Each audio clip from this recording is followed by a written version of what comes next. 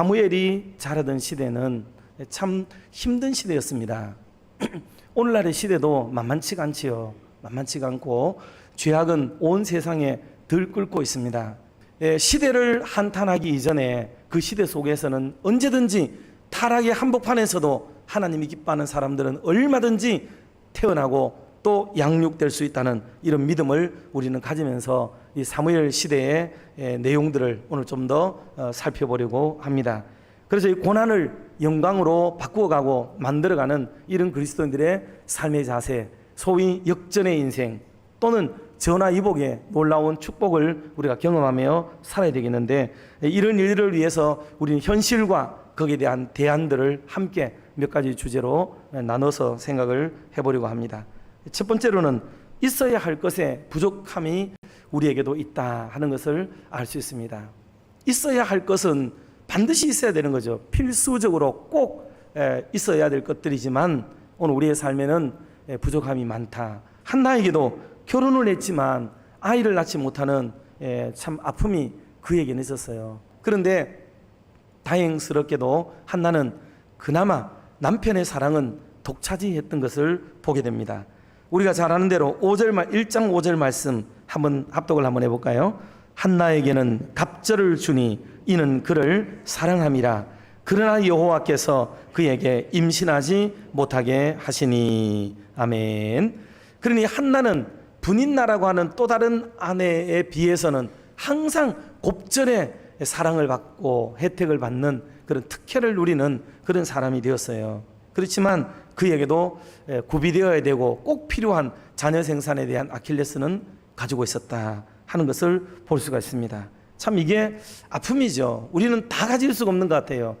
어떤 면에서는 만족을 하고 행복을 누려야 되는데도 모자라고 부족한 어떤 한 것 때문에 항상 그것이 가슴에 결리고 아파하고 힘들어하고 고통에 몸부림을 치면서 우리는 내 인생 스스로들을 주신 것들, 베푼 것들, 받은 것들보다도 모자라는 그 하나에 딱 필이 꽂혀가지고 고통의 삶을 계속해서 살아가는 그런 어줍지 않은 인생은 아닌가 하는 것도 생각해 보게 됩니다.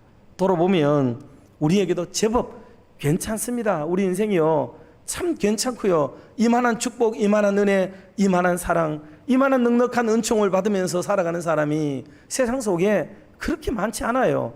남편 엘가나의 사랑이 지극했지만 한나의 마음에도 해결되지 않는 것 때문에 아픔이 컸습니다.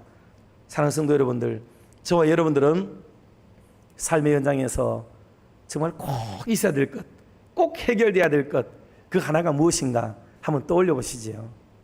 그거 하나가 우리에게 때로 아픔이 되고 때로 부담이 되고 때로 힘겨움이 되고 또 모든 논쟁의 초점이 되기도 합니다. 그런데 이 문제를 우리가 어떻게 처리할 것인가를 믿음 안에서 잘 해결점을 찾아야 저와 여러분의 삶이 또 역전의 삶이 되고 전화위복의 은총이 임하게 되며 고통을 영광으로 바꾸는 아름다운 삶이 될 줄로 믿습니다.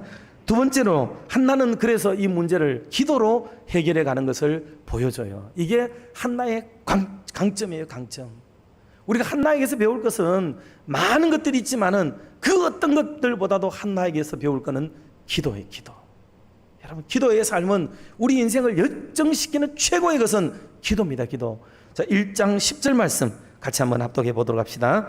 한나가 마음이 괴로워서 여호와께 기도하고 통곡하며. 아멘. 여러분은 가지고 계시는 문제들을 어디에 가서 해결하나요?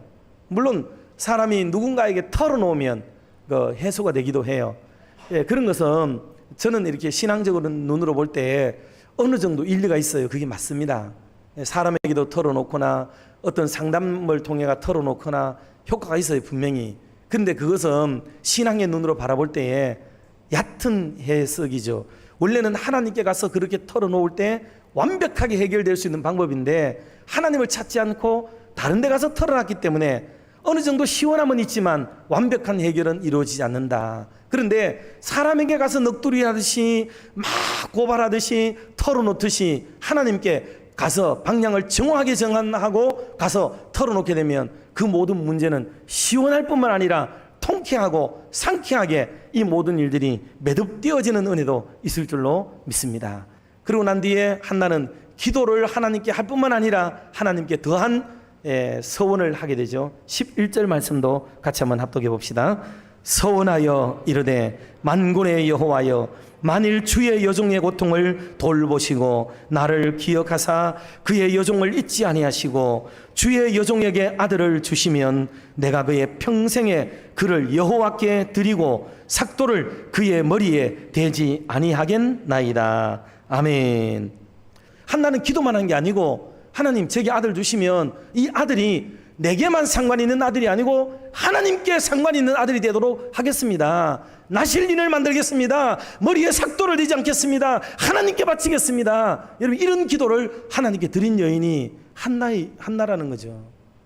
여러분 우리의 신앙생활, 우리의 기도의 제목이 수많은 하나님께로 향하는 요청을 청구서는 보내지만 그걸 들어주면 나는 뭐 할 건 나는 하나님께는 그게 뭐가 도움이 돼요? 거기에 물음에 대한 답이 필요해요. 이런 단계를 거쳐간 뒤에 한나는 참으로 놀라운 복을 받죠. 그래서 마지막 세 번째는 좋은 것보다 주신 하나님. 좋은 것보다 주신 하나님. 한 번씩 그런 말씀을 드렸어요. 하나님의 손에 들려있는 것보다 그것을 가지고 오시는 하나님께 주목해야 된다는 얘기를 제가 우리 집 딸아이들 비유를 해서 여러 차례 말씀을 드렸어요. 저는 어느 날 진짜 깜짝 놀랐어요. 이게 사실은 아이들이 언제부턴가 아빠가 밖에 있다가 들어가면 아빠를 환영해야 되는데 나는 나를 좋아하는 줄 알았어요. 처음에는 와 아빠다 그러면서 막 자리에 벌떡벌떡 일어나는데 쫓아오는데 보면은 전부 아빠 손에 들려진 것에만 시선을 두지 절대로 내하고는 아이 컨택을 안 하는 거예요. 그래서 제가 어느 날 섭섭한 얘기를 했더니 막내는 어느 날 눈을 주더라고요. 눈을 주지만은 봉다리에 손을 두고 손은 봉다리에 두면서 있는 거예요. 아 이게 우리 사람의 본성이구나. 본성이구나. 제가 그걸 깨달으면서 아 우리의 믿음도 하나님 앞에서 늘 그렇구나. 하나님이 이것도 주고 저것도 주고 참 많은 것을 주셨지요. 그런데 우리는 늘 하나님이 주신 것만 보면서 아이고 좋다 아이고 좋다 이런 걸 하나님이 주셨어 하나님이 주셔서 막 말은 그렇게 하는데 하나님 얼굴을 배웠고 하나님과 눈을 마주치지 않는 이런 삶을 우리는 실제로 살아가고 있다 하는 것이죠. 그래서 철없는 어린아이들처럼 그렇게 살아갈 것이 아니고 정말 주신 하나님께 우리가 마음을 두어야 된다. 주신 것에 치심하고 거기에 마음 빼앗겨버리면 하나님이 정말 섭섭해 하실 것이다. 하나님은 이런 것 따위 주는 것 따위는 하나님께는 문제가 아무것도 아니에요. 우리에게는 큰 문제였고 이 해결은 큰 것이었지만은 순식간에 하나님이 주시기로 마음을 잡수시면 나에게는 큰 것도 하나님께는 아무것도 아니더라 하는 것을 우리는 분명히 알 수가 있지 않습니까? 그러니 여러분들 하나님께 주목하고 하나님께 시선을 두고 살아가는 은혜의 사람들이 되시기를 주님의 이름으로 축원합니다. 사랑하는 성도 여러분, 말씀을 정리하면서 우리가 생각해야 될 게 있어요. 하나님의 교회도 개인도 마찬가지지만은 하나님이 원래 우리에게 주신 놀라운 사명, 소명들이 있습니다. 개인도 하나님이 세상에 태어나게 만들 때는 개인에게 주신 어떤 목적한 바가 있지 않겠어요? 그 뜻을 찾는 게 믿음의 인생의 성공의 비결이고 가정 안에서도 하나님이 왜 내가 이 남자와 이 여자와 만나게 하셨는가에 대한 물음을 꼭 물어보셔야 돼요. 교회도 마찬가지입니다.